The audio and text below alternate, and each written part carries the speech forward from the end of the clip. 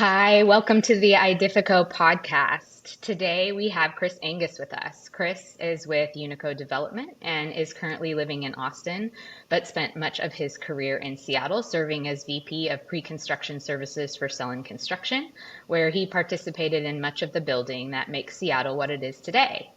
Chris and I met more years ago than I'd like to admit when I reached out to him via LinkedIn to help me learn about construction, since I wanted to be a recruiter in the industry. He was gracious enough to introduce me to some of his colleagues, and that's literally how I started becoming a recruiter in construction. Chris, welcome. So glad you're here. Great to be here. Thanks, Mandy. Yeah. So let's dive right in. Chris, tell us a bit about your background and your experience at Sullen and how that shaped your approach to development at Unico. Sure. So I got into the industry via the University of Washington. Started in the architecture program. Quickly learned that I wasn't going to be making much money as an architect, so did the dual degree program with construction management. And during that time, I was working for a contractor in Seattle as well as an intern. And got out of college right after the tech bubble burst. Worked for a international cost and project management firm for about 5 years, doing some pretty cool work. But quickly realized that if I wanted to start a family, and my wife and I were thinking about that, living in an airplane probably wasn't the most conducive way to pull that off. So had a friend that worked at Sullen, and a guy that I'd gone to school with, and they were looking for someone that had my skill sets at the time. Joined them and worked on some pretty amazing projects with them, and ultimately became the head of pre-construction for them before moving on to Unico about 5 years ago.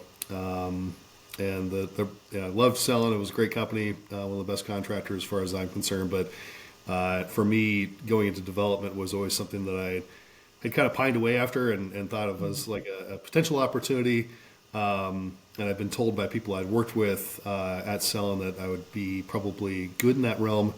But kind of looked as a pipe dream until one day, a few people called, and then Unico called more than once, and eventually it just kind of felt like the timing was right. Plus, the company was sort of the right mix of work that I wanted to pursue kind of moving forward.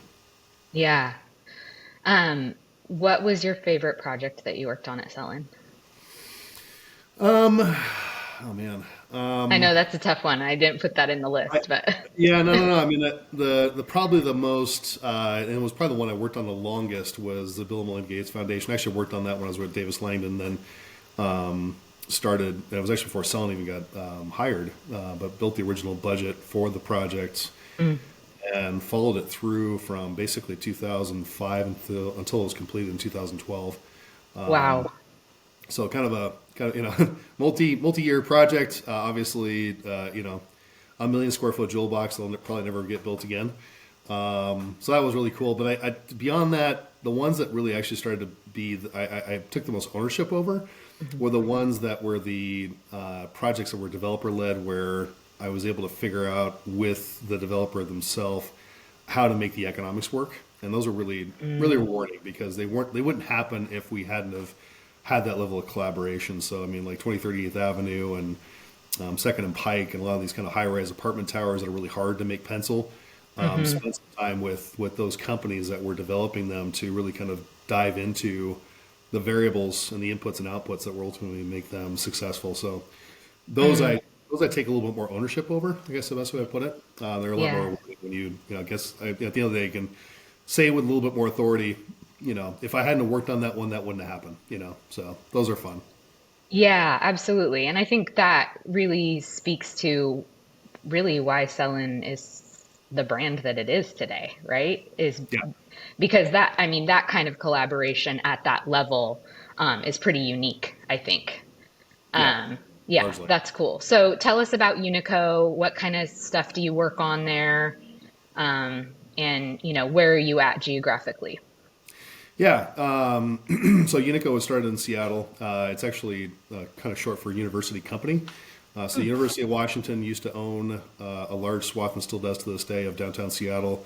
Yeah. In the mid 50s, 1953, if I remember correctly, Unico was started to basically help the University of Washington manage and develop what is called the Met Track, which is the metropolitan tract that the university still owns. I can't remember the number of buildings and total square footage, but it's considerable. Hmm. But that Unico has been doing that for years. Obviously, I'd worked for Unico in the past in different guises at Seln and Baugh, but had a great reputation. Plus, when I joined, they were moving geographically well beyond Seattle and have been for over a decade. So we have presences now in Portland, Denver, Boulder, Salt Lake City, Nashville, Austin, a lot of the kind of second tier cities, the burgeoning second tier cities.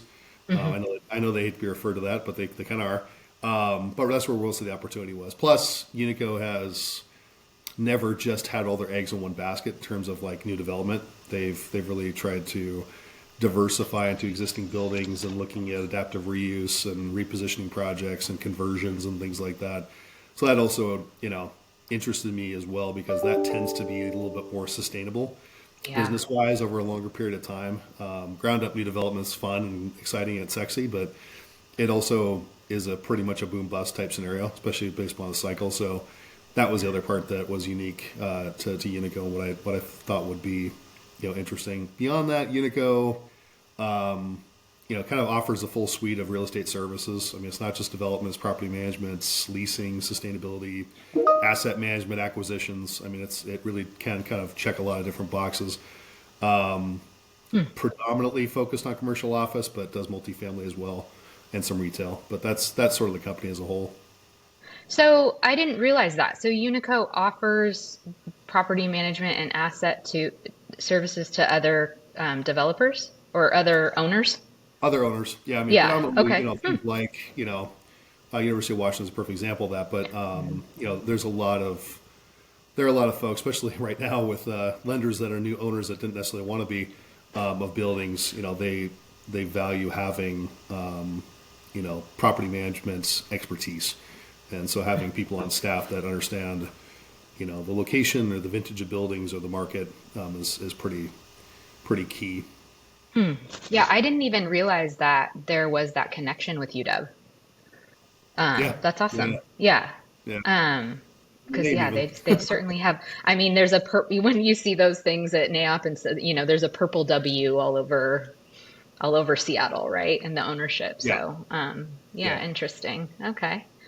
yeah. So for those who don't really understand how development works, can you give us kind of like big picture, who are the key players, and how does a building get built?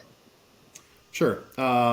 I'll probably just focus on commercial real estate, not Yes, single family home please. development, things of that nature. But yeah, I mean, technically though it says commercial in the name, multifamily is part of that as well. It's basically Yes. large scale development. Densities are higher. Generally speaking, the money associated with it is considerably more. But really, there's kind of the first kind of why in the road is basically between sort of land development versus sort of vertical development.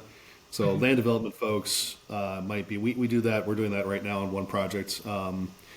But it's generally speaking sort of building mini towns or villages or larger scale developments. So you will entitle a site basically to be ready for other entities, ground up development folks that maybe specialize in Hmm. uses that you've identified that you want to be part of this larger scale development. But again, it happens. These are the people, the company that just specialize in that. But also, it's something that we don't rarely do. We are doing in one project, which is fun. But the Yeah. vertical stuff, really beyond that, the next line in the road really is kind of existing versus ground up, and that's again where I would say Unico has a much stronger bench on the existing side than most firms have. You'll hear a lot of real estate firms say they do development, and what they really mean by that is really ground up development. They're Hmm. doing a brand new apartment building or they're building a new office building or something of that nature. We do that as well, but we also deal with existing product. So a lot of existing buildings that maybe were previously commercial office that now are converting to multifamily use or apartments, or existing office that might be dated, needs some TLC, maybe needs seismic upgrades, things of that nature, to give them sort of a new life effectively. Hmm. And by that extension, you can unlock potentially a lot of value associated with that. You'll see kind of a pretty distinct difference between that. You'll see the firms kind of align between those two.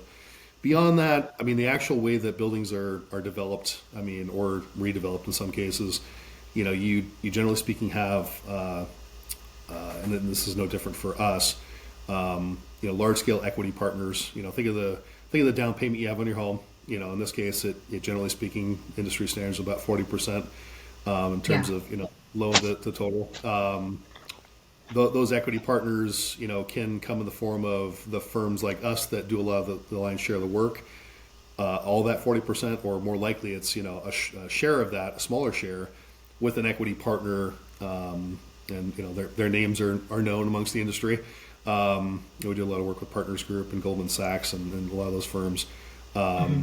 They are the ones that bring the lion's share of the capital, and then ultimately you're going out for a loan of some kind, right? A lender will basically provide the balance of the capital to execute the vision for the project.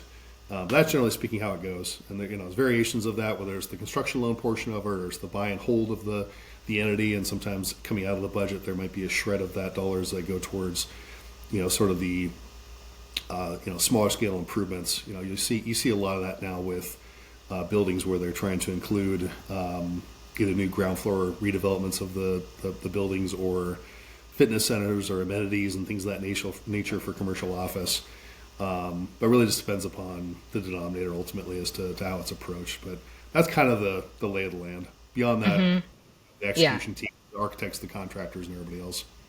Right. So you have, yeah. So as soon as you are kind of approved and you have the loan, then the players at that point are, you hire a GC, or like, how does that work exactly? Like what's the order in which you like make it happen, make the building become what you envision?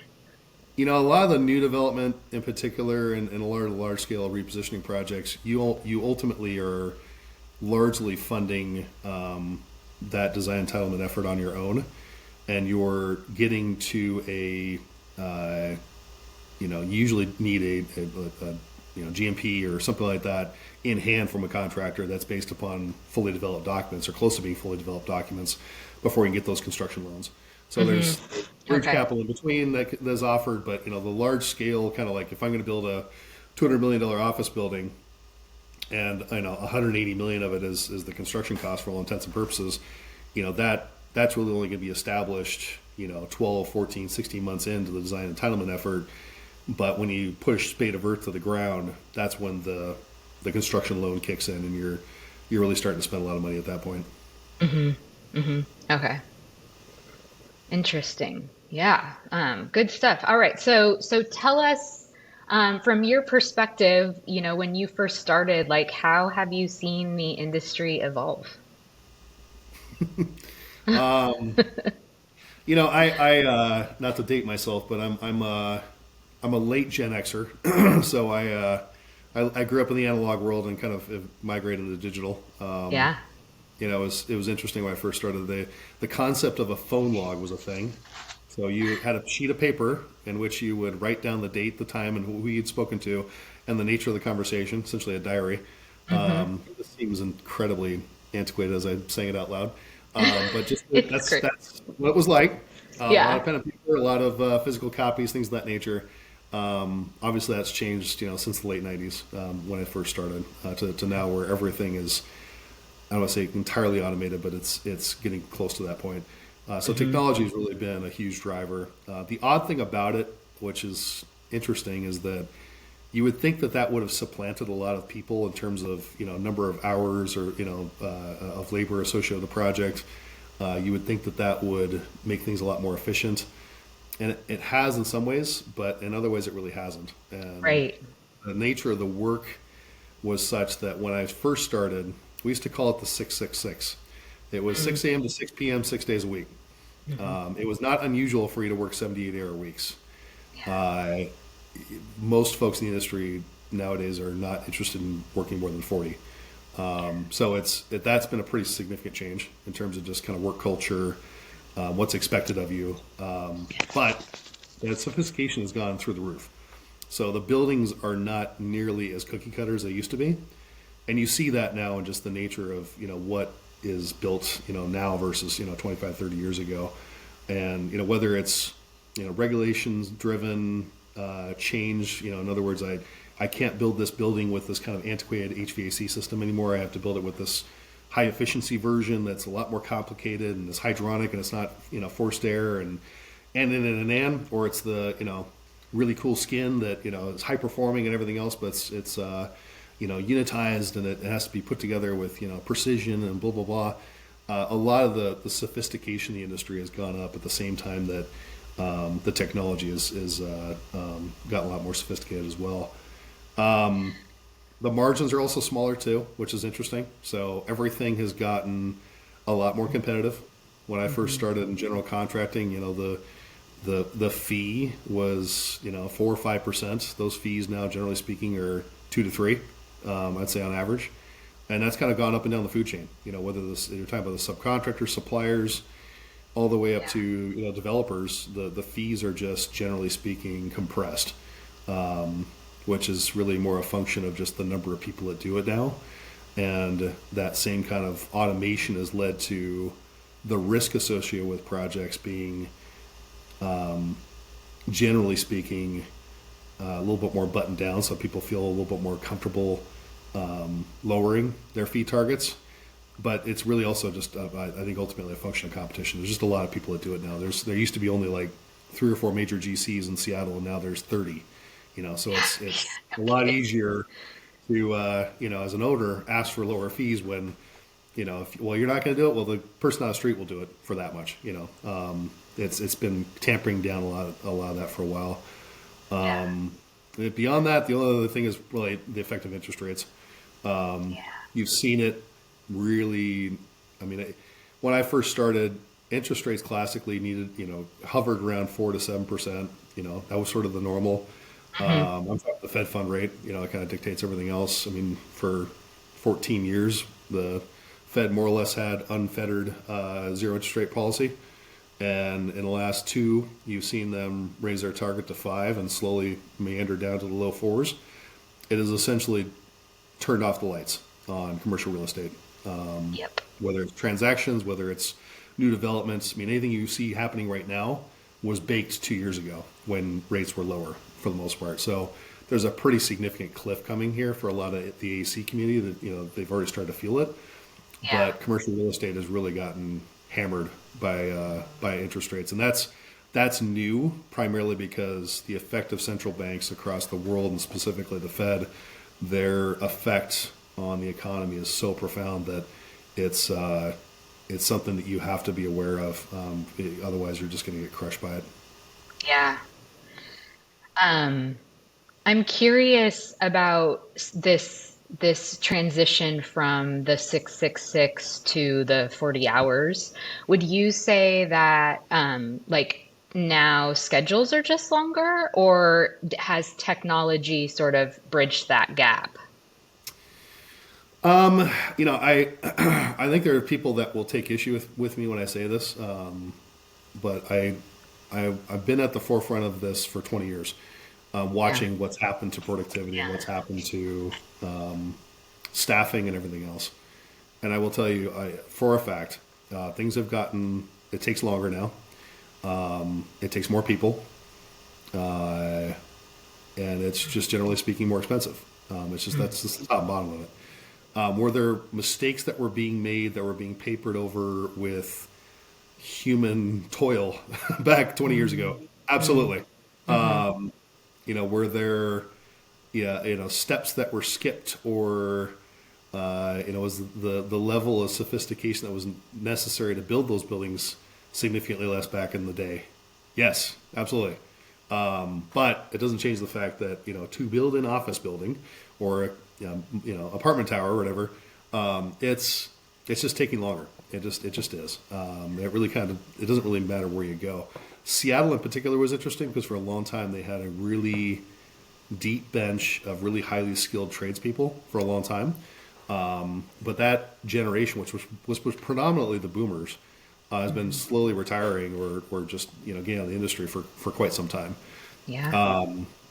There are other locations like California. When I was working in the early 2000s, I had the opportunity to work in California for Hensel Phelps and got to go see the labor firsthand down there versus what I'd been used to in Seattle, and it was drastically worse. I mean, it was just so there were like most other things with California, they're kind of the bellwether for what's going to come down the pike. But you can just tell that the degradation of labor in terms of skill set was already sort of baked into the cake, and we all benefited from that.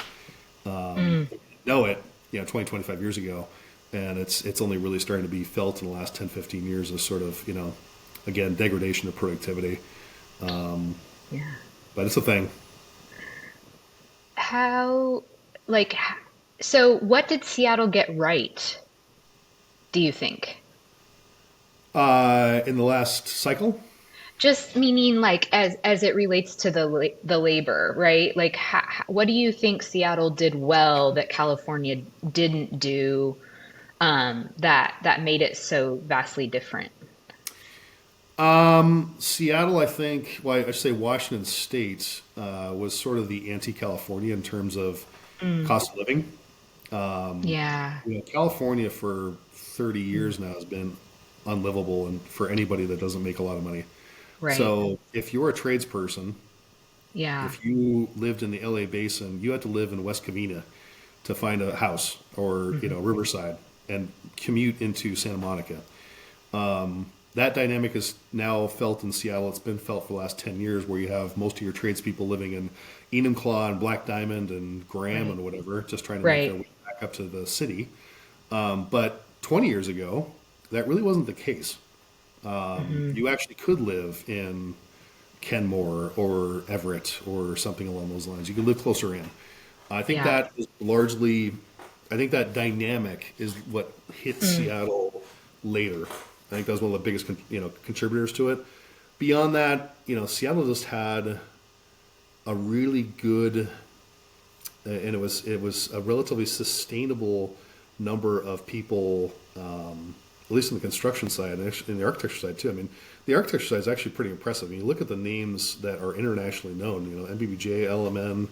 A lot of these firms are international firms, and they all were hmm. born and bred in Seattle. MK. I mean, Ron Klemensick and John Magnus and all those folks are internationally known, and they all again came from here. There was just a really great confluence and some really great talent that for whatever reason made it here, Mm, and we all still, I mean, the region still benefits from it, that yeah. leadership and that skill set.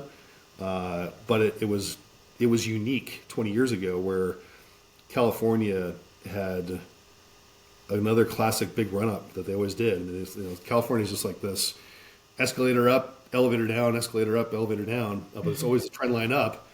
Seattle really hadn't had that drastic of a run up, and then the last 15 years, Seattle just took off like a rocket ship compared to other locations. I mean, it was in the news constantly, and for good reason. It was Right. sort of the antidote to the high expense of California.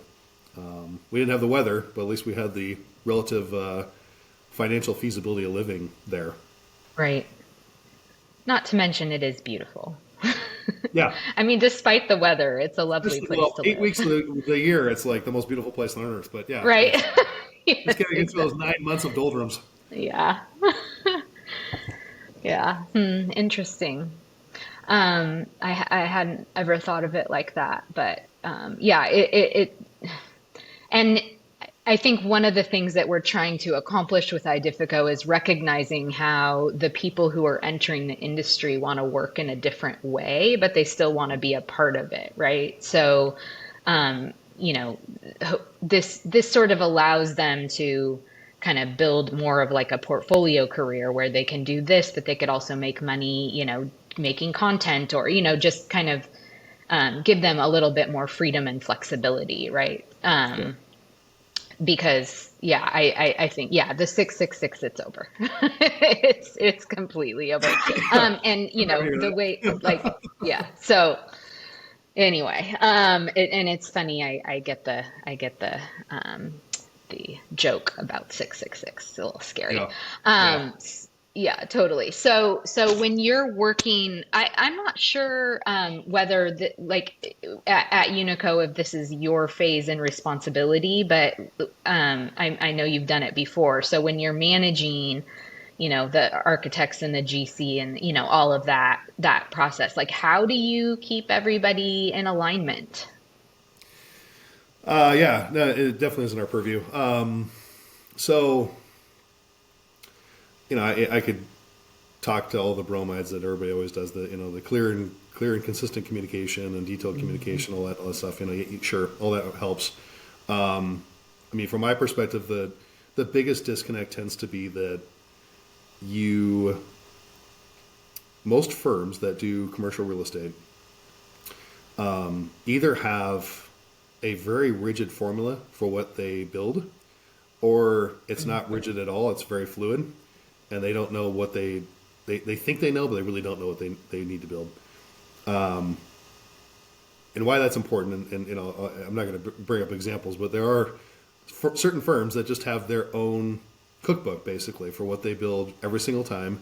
It's what's made them successful, and they think that that's the answer for every project. It's very easy as an architect, engineer, contractor to generally speaking work from those folks because it's pretty predictable. It's also fine as long as that answer is still the right one.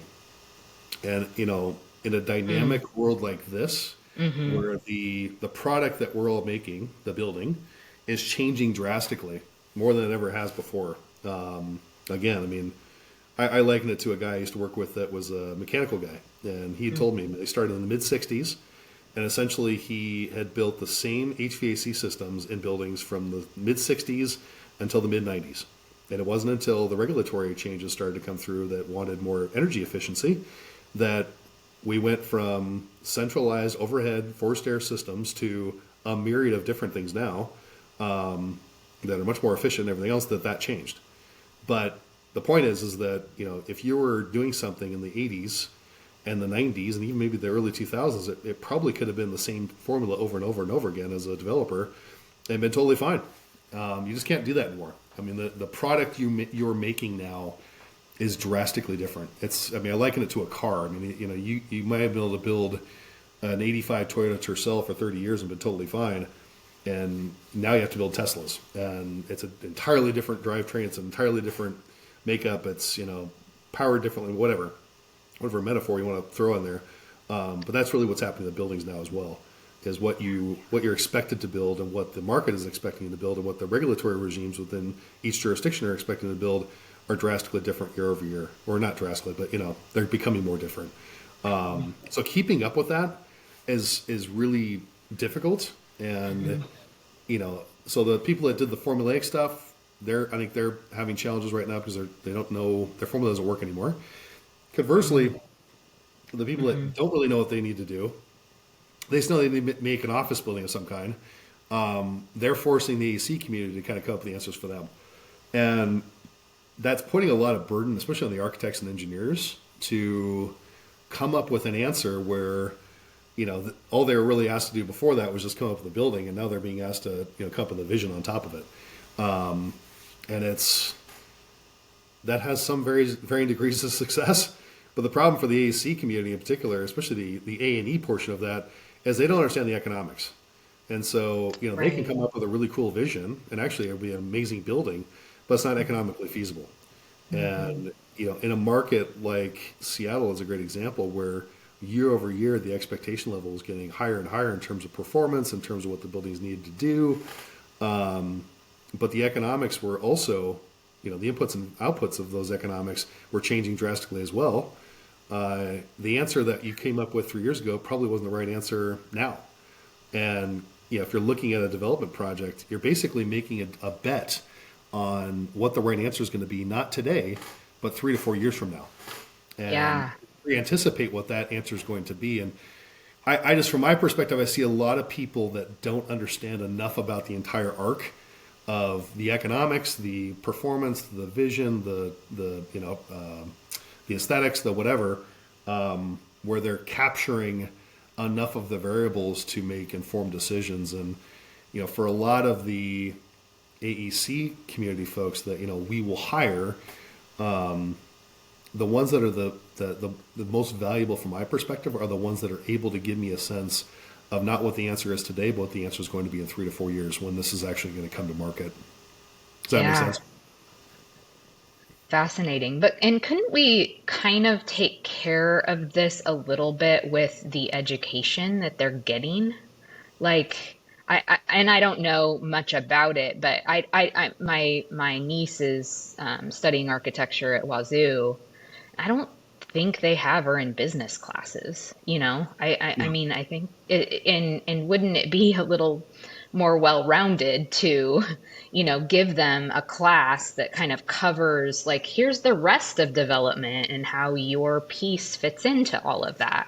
I Yeah. think, Yeah. um, No, I mean oh, good. some of the some of the most well-rounded folks I've ever met have been the ones that either have had to sit in those different seats, which that's pretty rare, or to your point, they were the architecture student that decided to take a couple of the real estate classes Yeah. just to understand the lingo, if nothing else, and sort of the dynamics behind it.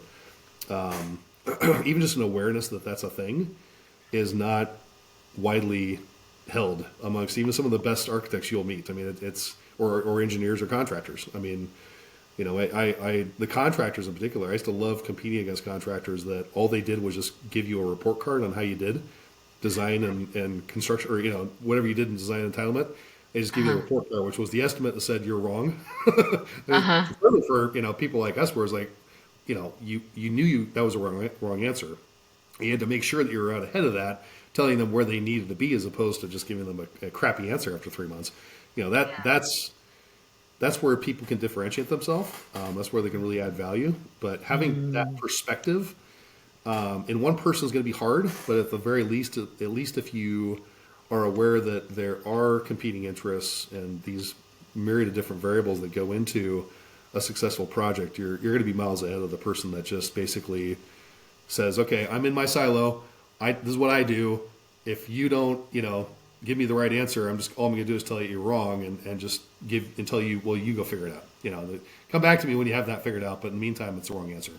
That's where right. a lot of the worst participants in this industry get tripped up, and unfortunately, it's still pretty systemic within the industry amongst a lot of Yeah, folks. yeah, and I think that was what I was gonna say is, so what if you're one of those people, but you are falling pretty low on the totem pole in terms of you've just got started and the organization you work for like doesn't see that, Yeah, it's challenging because then how do you identify that great talent when leadership is sort of, that's not a core value of theirs, right? And yeah, as to so I don't know. I mean, that can be problematic, and I think you're absolutely right. Like it does run rampant. Like it's, the yeah, from leadership's perspective. So yeah, yeah. there's a lot of people stuck in their ways. I mean, and they're absolutely convinced they got the right answer. So yeah, I Yeah. mean, to your point, if you sniff that out with your leadership and that's their attitude, and they're not wanting to be constantly better, that's not a good place to be. I mean, if That's I've learned right. anything in this industry, is that I know nothing. I mean, I really know nothing. I mean, it's amazing how little I know. And as much as I learn, there's always something spilling out the backside that I thought I knew, Yeah. that I have to relearn in some cases. But you will never learn all of what this industry has to offer. And if your leadership has that attitude, like, well, we got it all figured out. You don't. You're not going to ever figure it out, and Yeah. you're going to go backwards, unfortunately.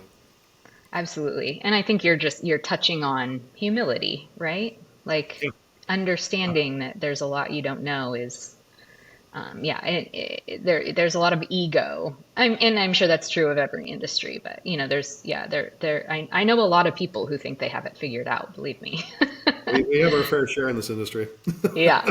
Yeah, definitely. So, yeah, that's helpful.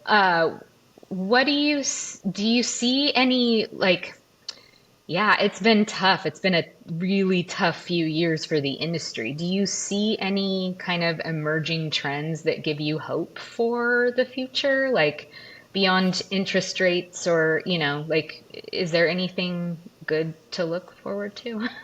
Yeah, no, I mean, that is the one nice thing about this industry is that there's always some bright spot. Hmm. I think I mean, speaking as someone that works for a firm that has, largely built their reputation on commercial office, you would think that that's like the worst thing in the world at this point. And that's kind of the accepted wisdom among some people. But I've watched the industry change their mind on a dime multiple times. And, today's dog is tomorrow's, trophy. And Right. it's right Hmm. now, the commercial office in particular will never be as cheap as it is right now, which affords amazing opportunities for people that have the capital and have the wherewithal to be able to invest in it now, because they can, buy it for chips, charge rents that are drastically lower than market, and probably find enough margin to basically improve those buildings well beyond where they're at today. So what I think the first question is, what are we going to do with all this existing building stock? And there's plenty of central businesses districts across the country that right now are suffering from the standpoint that they are essentially dead, but they have some amazing buildings that frankly, with a little bit of TLC and maybe a rethinking on use, like the office conversion we did of the Astor, or the residential conversion of the Astor project we did on Tacoma, breathe new life into some of these buildings. So that's probably the biggest trend I think you're going to see over the next 3 to 5 years in particular is the sort of reconstitution of some of these buildings that right now just don't have any immediate tendency or need, or at least perceived need. Beyond that, I mean, the one that cracked me up was I'll just cut to the chase. It's AI and parking, and I remember in 2018 I sat through a ULI breakfast with an industry expert. This was an industry expert as related to self-driving cars, and I had no frame of reference whether to know this individual was like smart or whatever else, but the guy's CV and his resume and the way he spoke about it, you could just tell he knew a lot about it. And his prediction at the time, based upon what he knew about the topic, was that we probably, with all the different variables involved in the safety and everything else, we would not have self-driving cars for another 25 years. So you as developers don't get enamored with the idea that you can start to take away parking out of your projects, because that's just not going to happen within the next generation. It's just not possible. And that was sort of the hope, I think, of some developers, was that we wouldn't have to provide parking anymore on premise, which Right. for most buildings is a huge burden. I mean, it just Yes. it certainly doesn't pay for itself in most locations, and it's very specious benefit in terms of leasing. If you could say, hey, you've got self-driving cars down the street. I don't know if you saw it, but I mean the Tesla shareholder meeting they had, where they had the Tesla taxi out there, and I've watched the videos of people literally not touching their steering wheel for a 45-minute drive through New York City. It's pretty impressive. I mean, and that's only been 7 years since then. So That's right. I that is the other part that's going to be interesting, because a lot of that same building stock I was just talking about, the central business district stuff that was built in the 20s, 30s, even the 70s, it's underparked anyway. It's usually one of the biggest burdens associated with them is that they don't have enough parking. And Right. if you could say tomorrow that, or in 5 years even, that's not a thing anymore, you don't have to really worry about it, because most people can show up in a Tesla taxi or whatever else. Right. Man, I mean, it changes the arguments on a lot of that existing building stock almost overnight. So that part I think is interesting, especially since they kind of dovetail together. But those are kind of two trends I think that are interesting to watch, and just also just the relative expense of different locations. I mean, watching it myself between the Seattle market that I've known pretty well over the last 25 years, how that's evolved versus California, and also versus those again the second tier cities. Nashville is very cheap to build in.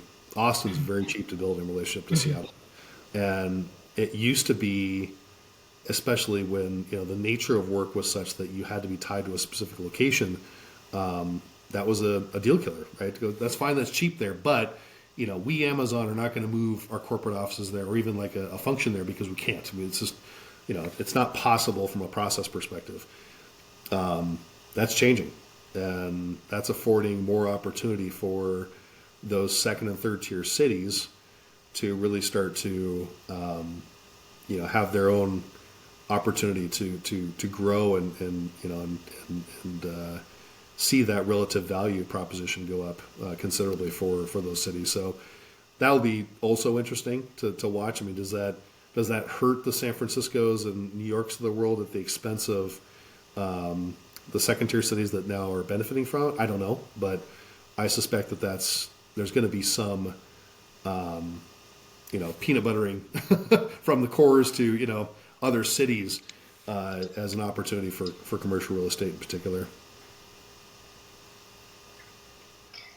What do you see from I didn't put this question in there either, but I'm just curious, like from your perspective, what's happening with AI? Like it's all over the place, everybody's talking about it, but like Yeah. what do you think about it?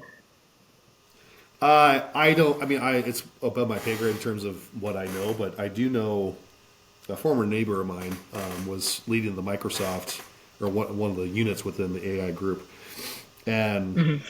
it was interesting talking to him because his perspective was that maybe not a lot of lawyers or doctors or more traditional professions were going to be completely taken over by them tomorrow or by AI tomorrow, but that a lot of the tech folks would be potentially supplanted by AI. The coders and people of that nature potentially. I don't know if that's still true. That's 2 year old information at this point. But I have seen a lot of the tech firms drastically scale down their employment in terms of the number of people they have on board. So I think that kind of dovetails with that. But beyond that, I mean, it's the question I think all. I mean, I've got 3 girls that are in high school and middle school, and I don't know what to tell them in terms of what to go into moving forward. It doesn't. One of them is an artist, and I don't know if you farted around with ChatGPT, but you can ask it to draw a Boston Terrier in a Rembrandt style, and it can do it for you in a second. And it's just like it's crazy what it allows you to do, even with things that you would think that wouldn't be necessarily within its purview. So I don't know. Ultimately, is what it boils down to, but I think it kind of leads to one of the things that I'm kind of watching, and I think we all have to watch is these longer term trends of what does it do to people's earning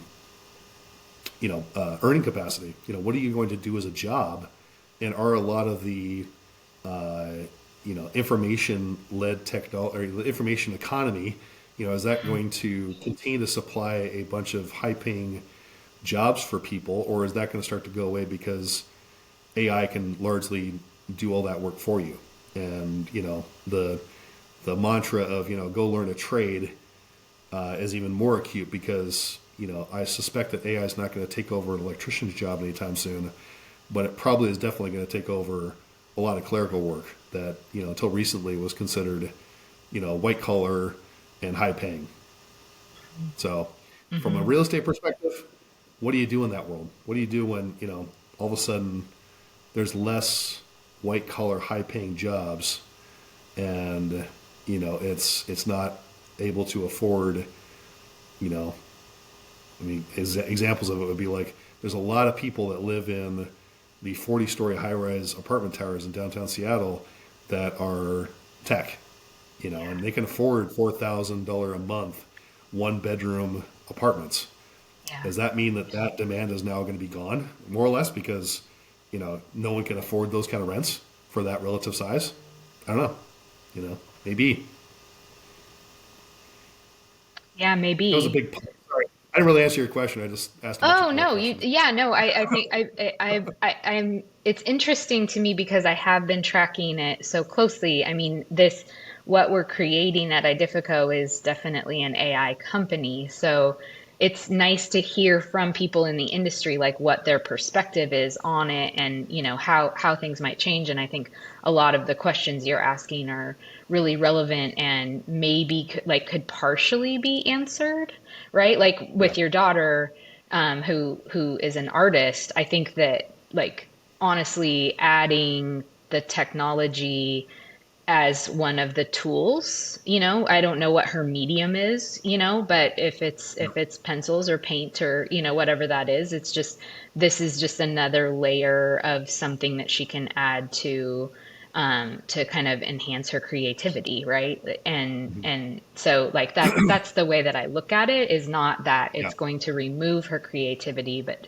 and then in terms of like how does she work? I think it's all digital. I think it's some Yeah. version of TikTok, whatever, like what a this content creation, this sharing your life with others and being paid for it for some reason, right? Like that will be a part of how she makes money. I believe that every individual will make money doing things that they already do. Yeah. Um, it's just it's gonna look a lot different. Like you're gonna be able to like make money like having three different things that you do. Like you have this hobby, you're a gardener, you're a real estate developer, but you make money being a gardener by videotaping yourself garden. I Right. mean, right? Like, Yeah. because followers care about that, and they Yeah. like the Gen Z lives in the digital and they don't feel uncomfortable living in the digital. So Yeah. I think, that's where we're headed. And, we could get into how crypto, I mean, it would take us way too long to cover it all, but crypto is definitely a huge part of that too. Um, but yeah, and Well, how that, I like your vision better, and instead of my reductionist version there, that was sort of like the doom and gloom. But no, uh, I think you're right. I mean, I certainly hope you're right, because it's I mean, the one thing is interesting too with the AC community is that a lot of the information that you would use to mine, or that AI would use to mine to come up with the right answers, is really behind black boxes. I mean, that's the other part that I'm interested to see how much firms are going to be interested or even willing to share information to make the industry better, when a lot of that's proprietary. It's like this is my thing. I don't want to share that with everybody else. It would make everybody else better, but I don't know. I mean, that part I'm interested to see how that plays out, because there's going to be probably some benefit to some people to share the information, and they will, yeah. and they'll probably be much better for it.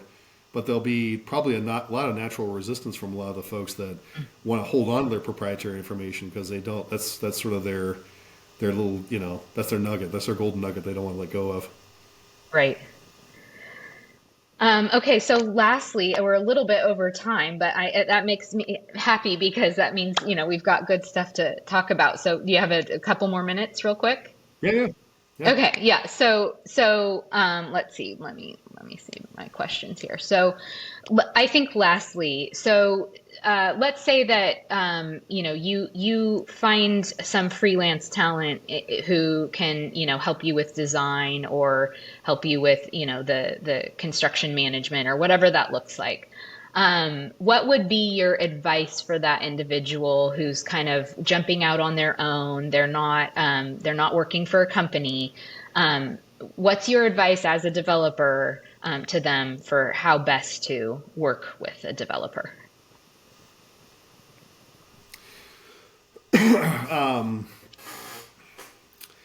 I think a lot of the industry is based upon reputation. Some locations more than others, but that probably would be the first gating issue for a lot of folks that would be looking to freelance, is having a relatively easy and reliable way to demonstrate that you know what you're talking about.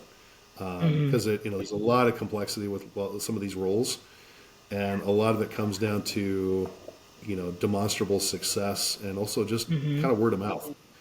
Other Yeah. people that have either worked with you or have watched you be successful and understand the complexities of the process, whether it's construction management or it's design or whatever, that you understand, how it's supposed to go, and why.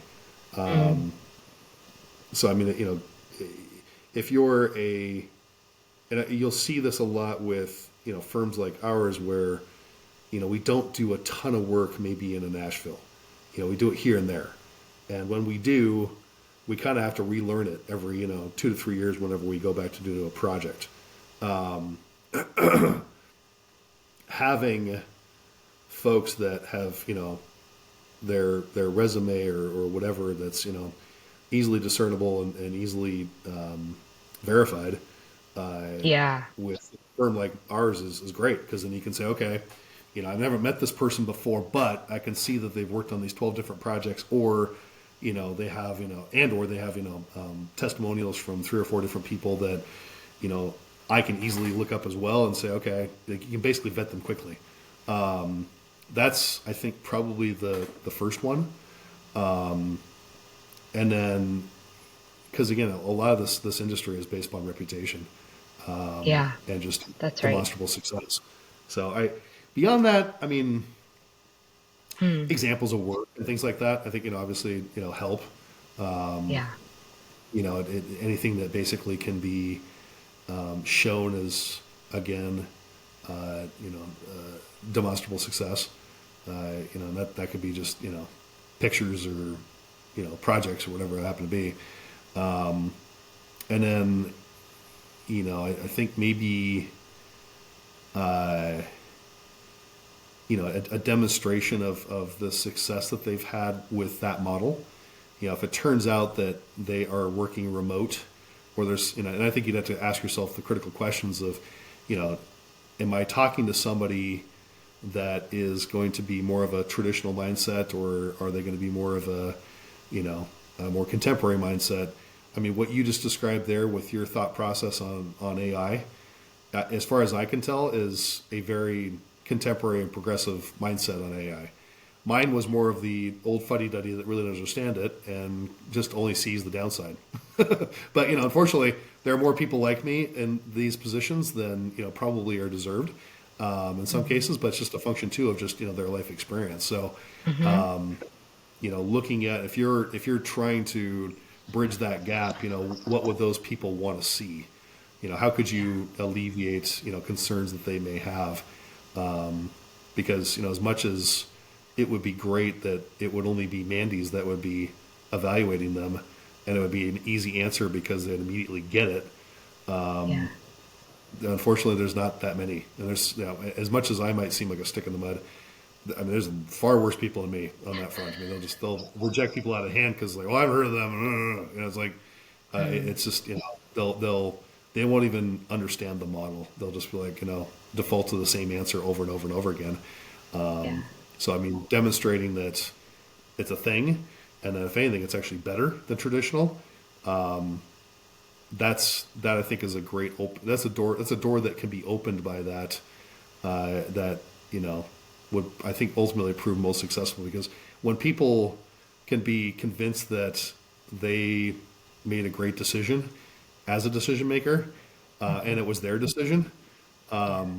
they'll be the best advocates for you because and if it's Yeah. something that's sort of new, that's like, oh yeah, I figured out that I can call this, or I can get with this group and they'll hook me up with X, Y, and Z person and blah blah blah, and it turned out really great, and it's something that was new. I mean, that's when those decision makers will go from sticks in the mud to, it was the greatest thing ever, and look how smart I was in coming up with this idea, despite the fact they Right. didn't come up with the idea. Doesn't matter. That's not what they're telling Right. people. Well, we've been trained to make sure that everyone thinks it's their idea, right? Absolutely. You Absolutely. know, that's how you Yeah. present anything. This is your Yeah. idea. You thought of Absolutely. it, Yeah. so that's why we're Yeah. doing it. Yeah. Exactly. For sure. Exactly. Yeah.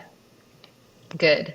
Um, well, I think that's been great, a great conversation. Thank you so much for joining us. And Yeah. I'm Thank you. excited to kind of share this with, with lots of people, hopefully. And yeah, and I mean, after all these years, I'm grateful for the support. And I don't think that you're a stick in the mud. I have known you to be Try not to someone. be. I mean, I think of you as even just your support of me over my career is meaningful and doesn't happen very often. So, like, I really Yeah. appreciate that, and in that way, I think that you think in a sort of more forward way than many people in the industry. So I really appreciate that. So I appreciate thanks, that. thanks a lot, Chris, for Yeah. coming. Yep. No, I appreciate it. Thank you, Mandy. All right. Okay. Did you, are you gone? I'm here. Oh, you're still there. Okay. All Yep. right. So I've stopped recording. So Okay. yeah, I think we'll probably post in the next like 3 weeks or so, and share Yep. on LinkedIn, and feel free to share amongst. And I think yeah, and then yeah, Great. please send me that for Austin. I'd love to see that Yeah, I list. will. Yeah, I'll here just really quick here. Just make sure I still have your. Uh,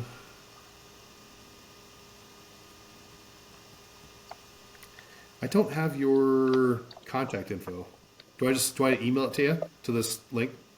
The what? The Do I pot? just email this to you? I don't think I have your number anymore, or maybe I do. Anyway, Oh, what is it that but you're emailing?